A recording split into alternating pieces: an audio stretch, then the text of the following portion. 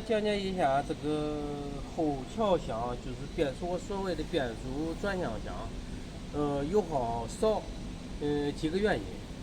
首先，咱先看一下，这个是油尺，就是说通过油尺观察这个油，具体够不够？这个有几个刻度线，看一下。是一般在这个中线位置。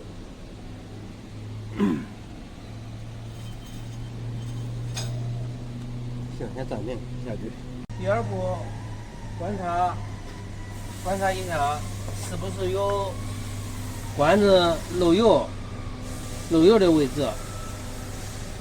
咱这个从这个位置就能看到了，就是哪里漏油。咱都能观察到的。如果有漏油的，把漏油的位置要处理一下，这是油耗减少的，是吧？第二个原因。还有一个原因就是说，这个这最后一个原因就是说这个车比较就是使用年限稍微长一点的出现的症状，一般就是说在